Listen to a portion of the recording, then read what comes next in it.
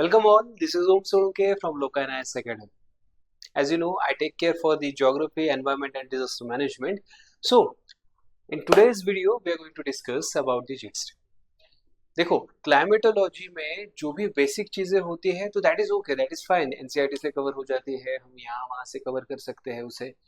But the question in recent years are coming from the dynamic part of the climatology. अब dynamic part क्या होता है कि जैसे हम एनवायरमेंट को लिंक कर रहे हैं, क्लाइमेट चेंज को लिंक कर रहे हैं, ग्लोबल वार्मिंग को लिंक किया जा रहा है, और इस सब का इम्पैक्ट हमारे वेदर फिनोमेना उस पर कैसे हो रहा है, हमारे ओशन करंट्स के ऊपर कैसे हो रहा है, या फिर हमारे लॉन्ग टर्म क्लाइमेटिक एवरेजेस के ऊपर कैसे हो रहा है. रेनफॉल इंडिया में कम होगी, ज़्यादा होगी, इंटेंस होगी, स्लो होगी, किस तरीके से हमारे एंटायर जो वेदर फिनोमेनाज है, क्लाइमेटिक फिनोमेनाज है, वो टेक प्लेस करते हैं. That is what the main concern for the UPSC in the recent years. Now if you have to deal this in a very proper way, you have to understand the core concept of the climate. और उस core concept में सबसे पहले हमें ये समझना पड़ेगा कि जेट स्ट्रीम किस तरीके से ऑपरेट करती है.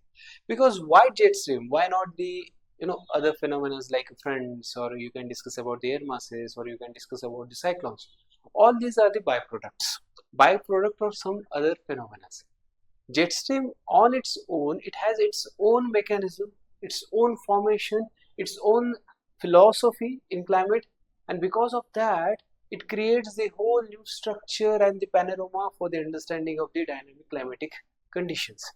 और इसीलिए जेट स्ट्रीम जो होता है वो हमारे लिए बहुत इंपॉर्टेंट टॉपिक बन जाता है. सो यहाँ पर आज हम डिस्कस करेंगे जेट स्ट्रीम वाला. ठीक है. So what are the jet streams? Jet streams are basically a narrow, fast moving river of the air. It is a narrow band, it's a fast moving band, and it moves in a upper tropospheric conditions. So upper tropospheric conditions का मतलब क्या है कि जैसे हम surface से ऊपर चले जाते हैं, एटमॉस्फेयर के अलग अलग लेयर आ जाएंगे. तो सबसे पहला जो लेयर है दैट इज अ ट्रोपोस्फेयर. तो अपर ट्रोपोस्फेयर में, not only stratosphere but in troposphere, यहाँ पर ये फॉर्मेशन होता है कि जैसे देखो, बेसिकली हमारी जो जेट स्ट्रीम है, this is the cross section of the jet stream. तो ये एक नैरो बैंड में बहती है. नैरो बैंड मतलब it's a very precise band at upper level of atmospheric condition, जहां पर सेंटर में इसका जो फ्लो रहता है, वेलोसिटी रहती है, स्पीड रहती है, वो ज्यादा रहती है. और जैसे जैसे हम सेंटर से दूर चले जाएंगे उसकी वेलोसिटी कम होती जाएगी. This is what the jet stream is. ये एक्चुअली जेट स्ट्रीम है. अब नाम कहाँ से आया था? वर्ल्ड वॉर 2 के टाइम पे कुछ पायलट जा रहे थे तो उन्हें ईस्ट टू वेस्ट जाने के लिए ज्यादा टाइम लगा, और वेस्ट टू ईस्ट आने के लिए बहुत जल्दी आगे, बहुत फास्ट आगे. And then they have you know told the story to their fellow researcher and the meteorologists at that time. और फिर उन्होंने इसके ऊपर रिसर्च करना स्टार्ट किया. जेट्स की वजह से आया था, तो इसीलिए अपर एयर की जो स्ट्रीम है, वेट स्ट्रीम है, इसे हम जेट स्ट्रीम के नाम से जानने लगे. ठीक है. बेसिक कैरेक्टरिस्टिक्स, एक तो इसकी लोकेशन जो रहेगी ये अपर एयर में रहेगी. दूसरी इसकी जो डायरेक्शन रहेगी, it will always and always in most condition, okay, there are certain exceptions to this too, but most of the condition it will move from west towards the eastern directions. ठीक है. इसका जो path रहता है वो waste to east की तरफ move करती है. इसकी जो साइज रहती है, साइज मतलब ये जो बांध की विड्थ रहती है, it is about 400 kilometres in some ranges and 100 kilometres worst to worst conditions में नैरो 100 किलोमीटर्स तक हो जाती है. सीजन्स वाइज अगर देखेंगे तो विंटर में इसकी जो स्पीड रहती है वो ज्यादा रहती है. विंटर्स में स्पीड ज्यादा, समर्स में स्पीड कम हो जाती है. सो that is what the jet stream is. Now jet stream तैयार कैसे होती है? जेट स्ट्रीम तो समझ में आएगी, ये तो सबको पता है, ये तो एनसीईआरटी में भी दिया. तो ये जेट स्ट्रीम तैयार कैसे होती है? जेट स्ट्रीम तैयार होती है सबसे पहले, सबसे important factor that is the temperature gradient force. Temperature gradient force क्या है? Imagine this is a cross sectional. ये मेरा इक्वेटर है, ठीक है, और ये मेरा पोलर रीजन है. These are poles. North pole consider करते हैं, ठीक है. अब इक्वेटर में हीट ज्यादा है, तो हीट ज्यादा होने की वजह से यहाँ पर एयर लाइट हो जाती है, एक्सपांड हो जाएगी, लाइट हो जाएगी, लो प्रेशर तैयार हो जाएगा.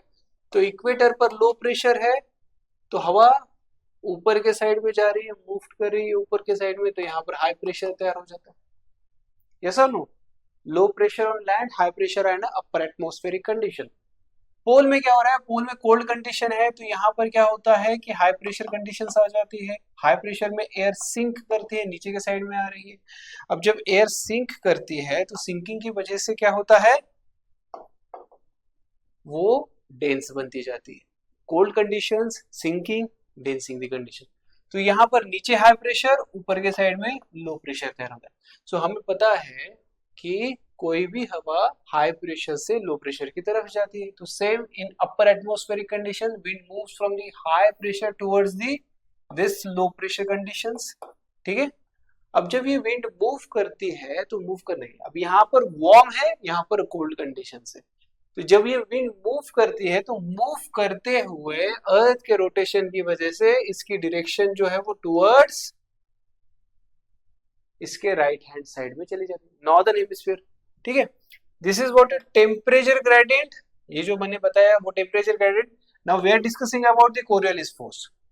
जब विंड हाई प्रेशर से लो प्रेशर की तरफ इस ग्रेडियंट की तरफ मूव करती है तो मूवमेंट के टाइम पे नॉर्दर्न हेमिस्फीयर में कोरियोलिस फोर्स किसी भी मूविंग ऑब्जेक्ट को टुवर्ड्स राइट एंड में डाइवर्ट कर देता है, and in southern hemisphere it shift the directions of the body towards the left direction. अभी देखो ये नॉर्थ हेमिस्फीयर की बात कर रहे हैं, तो नॉर्थ हेमिस्फीयर में देखो विंड हाई प्रेशर से लो प्रेशर की तरफ आ रही है, सो ऑटोमेटिकली उसकी डायरेक्शन जो है वो क्या हो जाती है, टुवर्ड्स राइट हैंड साइड, उसके राइट हैंड साइड में चली जाती है। And as a result of that ये राइट हैंड साइड में जब ये विंड्स मूव करने लग जाती है तो हमें उसकी डायरेक्शन मिलती है from west towards the east. समझ में आया? देखो टेम्परेचर ग्रेडियंट से एक प्रेशर ग्रेडियंट मिला और एक फास्ट मूविंग विंड मिली यहाँ से। ये फास्ट मूविंग विंड की जो डायरेक्शन है वो वेस्ट टू ईस्ट है, ये किसी की वजह से है, कोरियोलिस फोर्स की वजह से है। एंड नाउ थर्ड, इसकी डायरेक्शन आगे क्यों चेंज नहीं होती, why it doesn't shift towards the another right hand side? एक बार राइट शिफ्ट हो गई तो राइट के आगे भी और शिफ्ट होनी चाहिए, शिफ्ट क्यों नहीं होती? क्योंकि यहाँ पर ये बैलेंस हो जाता है, balance of pressure gradient force is equals to Coriolis force. Coriolis force right में मूव करा रहा है, प्रेशर ग्रेडियंट फोर्स उसको पोल की तरफ मूव करा रहा है। ये दोनों फोर्सेस जब एक दूसरे के साथ बैलेंस आउट हो जाते हैं तो as a result this wind always and always moves from west towards the eastern direction. This is north, this is south, this is east, this is west. तो हमारी विंड कहाँ मूव कर रही है, वेस्ट से ईस्ट की तरफ move कर रही है। यहाँ तक क्लियर हो गया? This is the formation and the mechanism of the polar jet stream. देखो अभी हमारे पास how many types of the jet streams, there are 4 concentrated jet streams. 4 कौन सी है? हर हेमिस्फीयर में 2 है, एक है पोलर जेट, दूसरी है सब ट्रॉपिकल जेट स्ट्रीम। ठीक है, तो नॉर्दर्न हेमिस्फीयर में सब ट्रॉपिकल जेट, नॉर्दर्न हेमिस्फीयर की पोलर जेट, सदर्न हेमिस्फीयर की सब ट्रॉपिकल जेट, सदर्न हेमिस्फीयर की पोलर जेट। ऐसी 4 जो है हमारे पास मेजर या फिर उसको कह सकते हैं परमानेंट जेट स्ट्रीम हमें मिलती है। Apart from that, we are also having a polar night jet. एक और जेट है हमारे पास, that is polar night jet. Polar night jet की खासियत ये है कि it is a stratospheric jet. ये कहाँ की है? स्ट्रेटोस्फीयर में तैयार होती है ये जेट। कब तैयार होती है? विंटर नाइट्स में तैयार होती है, ठीक है, और पोल्स में तैयार होती है। तो ये एक अलग फिनोमेना है पोलर नाइट जेट। ठीक है, apart from that we are also having tropical easterly jet. Tropical easterly jet is a seasonal jet. It is not permanent, it is seasonal jet. Seasonal का मतलब क्या है कि पर्टिकुलर सीजन में, season मतलब कौन सा सीजन, जून से सितंबर वाले सीजन में ये जेट जो है वो तैयार होती है। अब जून टू सितंबर ही क्यों? क्योंकि it is related to monsoon, monsoon से रिलेटेड है ये जेट। ये जेट जितनी स्ट्रांग रहती है उतना हमारा मॉनसून जो है वो स्ट्रांग होता है। जैसे ही मॉनसून खत्म हो जाता है या फिर ये जेट खत्म हो जाती है तो वी से कि रिट्रीटिंग मॉनसून स्टार्ट हो गया है या फिर विंटर सीजन हमारे पास आने वाला है। So both of this jet are the seasonal jet. Apart from that we are having a permanent jet. ठीक है, इनको थोड़ा सा डिटेल में देखेंगे, इनकी लोकेशन भी देख लो आप। Subtropical jet, it's between 20 to 25 and polar jet it is between 40 to 60 accordingly sun की जो अपेरेंट मूवमेंट है उसके साथ ये नॉर्थ एंड साउथ जो है वो शिफ्ट करते रहते हैं, ठीक है, कोई परमानेंट पोजीशंस इनकी नहीं रहती, ठीक।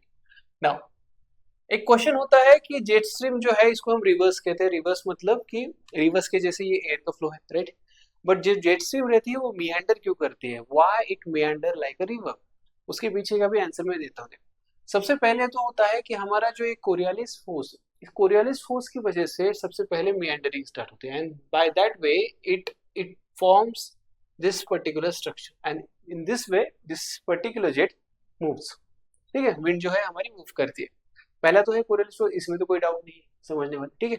दूसरा है कभी कभी फिजिकल बैरियर्स आ जाते हैं, जैसे माउंटेन आ गया तो माउंटेन आ गया तो माउंटेन की वजह से क्या हो रहा है कि जो जेट है इसे टकरा रही है, टकरा कर एक इस साइड से एक दूसरे साइड से बाइफरकेट हो गई, जैसे हमारे सब ट्रॉपिकल जेट, सब ट्रॉपिकल वेस्टर्ली जेट हिमालय से टकराती है, उसकी एक नॉर्दर्न ब्रांच तैयार होती है, एक सदर्न ब्रांच तैयार होती है and they move in the particular direction.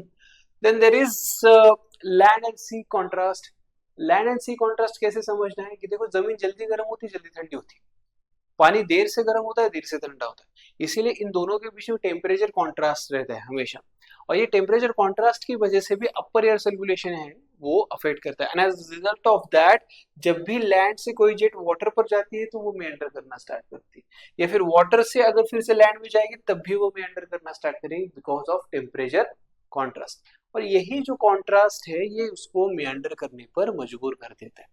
जब एक्सट्रीम मेंडर्स हो जाते हैं कि जैसे like this, it is like this, और थोड़ा सा मेंडर हो रहा है, ठीक, मेंडर हो के ऐसे ही हो गया कि भैया अभी बस टूटना बचा है, तो एक टाइम ऐसा आ जाएगा कि ये कंप्लीटली अलग अलग जोन ऐसे तैयार हो जाते हैं, जैसे ऑक्सीबोल एक तैयार होते हैं वैसे ही जेट के पैकेट्स तैयार हो जाते हैं, और यहाँ पर एक्सट्रीम क्लाइमेटिक कंडीशन तैयार होते हैं, आइदर एक्सट्रीम कोल्ड नहीं तो ड्रॉट वाली कंडीशन तैयार हो जाते हैं, ट्रैप जोन्स तैयार हो जाते हैं।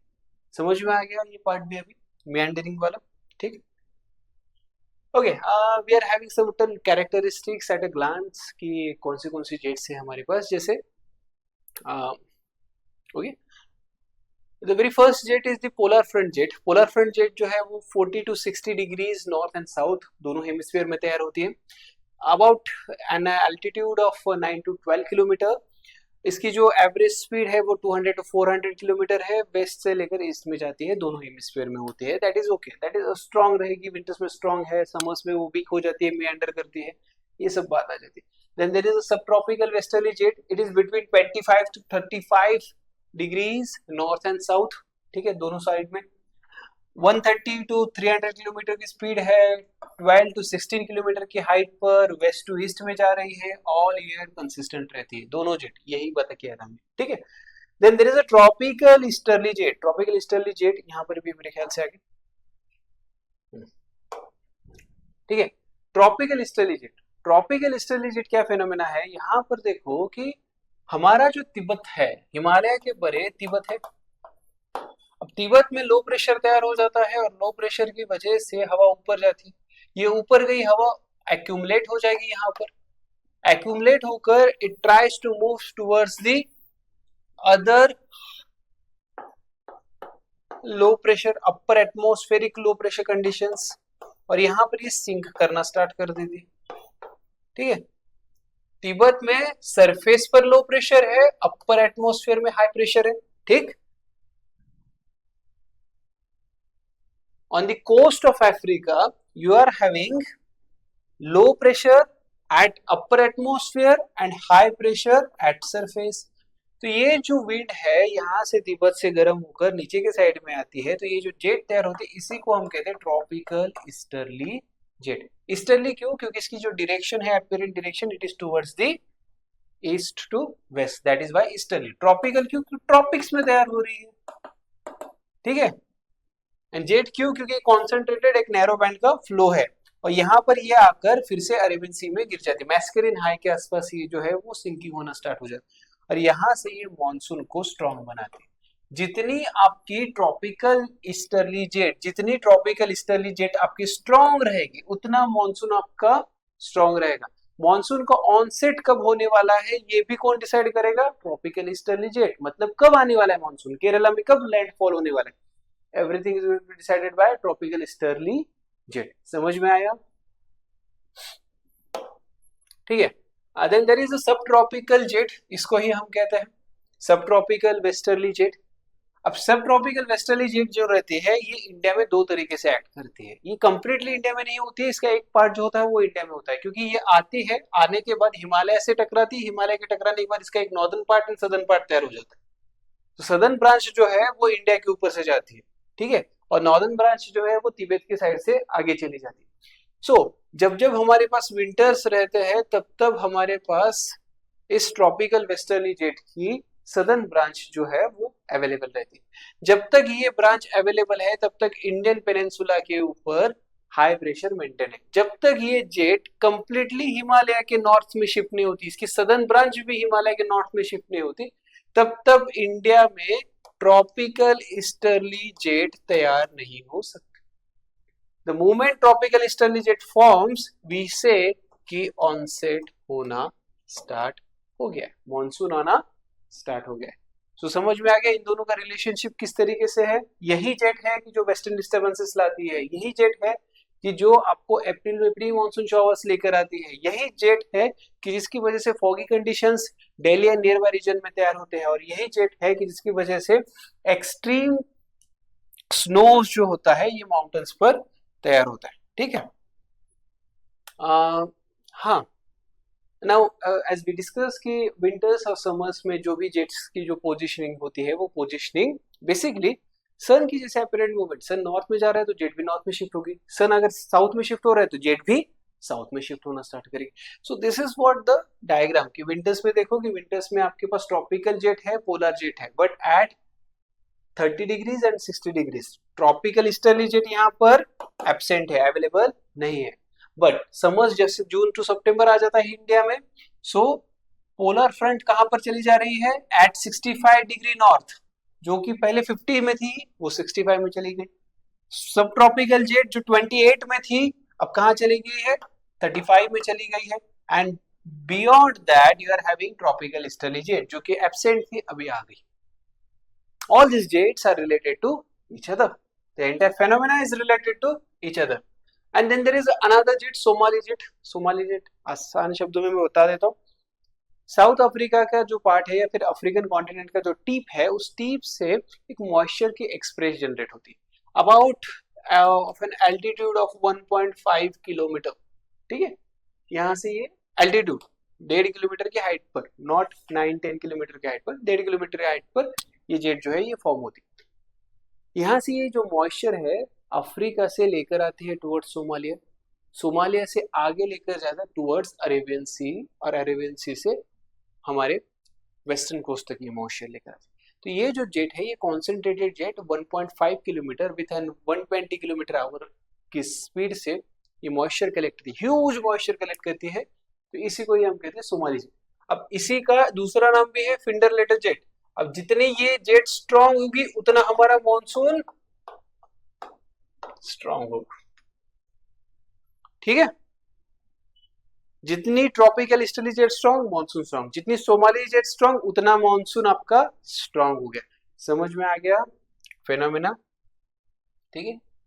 Apart from this these are certain you know कि फ्लाइट्स है कि जैसे आप कभी वेस्ट से इसकी तरफ रियल लाइफ एक्सपीरियंसेस में जेट से में आप कैसे देखोगे कि कभी भी आपने अगर फ्लाइट बुक की है, कि जैसे आपने अहमदाबाद से गुवाहाटी की फ्लाइट बुक की है, तो शायद आपको अहमदाबाद से गुवाहाटी जाने के लिए ज़्यादा टाइम नहीं लगेगा, बट गुवाहाटी से अहमदाबाद आने के लिए यू एक्स्ट्रा टाइम। क्यों? क्योंकि आप जेट के अगेंस्ट आ रहे हो, तो ऐसे टाइम पर आपका फ्रिक्शन ज़्यादा होता है, आपका फ्यूल कंजम्पशन ज़्यादा होता है। ऐसे कहते हैं कि एक जो फ्लाइट है या फिर एक जो इंटरनेशनल ट्रैवल्स होते हैं, तो एक एरोप्लेन करीब करीब 5 करोड़ रुपीस का फ्यूल जो है वो सेव कर लेता है just by following this jet stream वाला पाथ, क्योंकि ज्यादा एक्सर्शन करने की जरूरत ही नहीं पड़ेगी, कम फ्यूल में ज्यादा एफिशिएंटली आप ट्रेवल कर पाते हो। जेट ऑलरेडी 300-400 किलोमीटर की स्पीड से मूव कर रही, you just have to glide on that particular thing, है कि नहीं? So that is what about the jet stream. Jet stream अपने आप में एक यूनिक फेनोमेना है। अभी सबसे इंपॉर्टेंट पार्ट, इसको लिंक कैसे करोगे? जब जब क्लाइमेट चेंज होता है, जब जब आपकी आर्कटिक मेल्टिंग होती है, जब जब आपके एंटार्क्टिक में कुछ फेनोमेना चेंज होते हैं, जब ग्लोबल वार्मिंग के डिस्कशन हो रहे हैं, जब जब सी सरफेस लेवल चेंज होता है, तो कहीं ना कहीं आपका अपर एटमॉस्फेरिक सर्कुलेशन भी डिफरेंट हो जाता है, डिस्टर्ब होना स्टार्ट हो जाता है। और इसी के इम्प्लीकेशंस ये होते हैं कि धीरे धीरे ये कंप्लीट फेनोमेना जो है, जो पोलर में है, फिर सब ट्रॉपिक्स में आता है, और फिर जैसे हमारे इंडिया जैसी कंट्री को भी अफेक्ट कर सकता है। इसीलिए हम कभी कभी देखो, बहुत बार डिस्कशंस होता है ना कि Arctic is melting and how it is related to worsening the rainfall conditions in the peninsular India. तो ये जो कंडीशंस है, everything is related to that. Climate में कोई भी पॉलिटिकल बॉर्डर नहीं है। पॉलिटिकल बॉर्डर सिर्फ जमीन पर हो सकती है, आसमान में नहीं। नेचर में कोई पॉलिटिकल बॉर्डर एग्जिस्ट नहीं करती है। सो क्लाइमेट एक ऐसा फेनोमेना है कि जहां पर आपको कोई बॉर्डर नहीं मिलेगी। शायद आर्टिक में कुछ एक छोटी सी चीज हो जाए, उसके इम्प्लीकेशन इक्वेटर में बहुत ज्यादा हो सकते हैं। शायद हम यहाँ पर कुछ अलग करें, उसके इम्प्लीकेशंस किसी आइलैंड पर बहुत ज्यादा हो जाए। So basically everything is related, and everything is related, that makes it very complex. और जितनी ज्यादा कॉम्प्लेक्सिटी होती है, उसको उतना समझना मुश्किल हो जाता है। तो शायद आज हमने कोशिश की कि इसको आसानी से आप तक पहुंचाए, and that was my effort, और you can say the idea of sharing the thoughts of environment, geography, climatology। क्योंकि अभी क्वेश्चन सिविल सर्विसेज के डिमांड्स इस तरीके से, हर एक चीज को एक दूसरे के साथ लिंक किया जा रहा है। So we have to prepare for that, and that's why I am here. Thank you so much for having me. This is Om Sounke from Loka and Eyes signing out.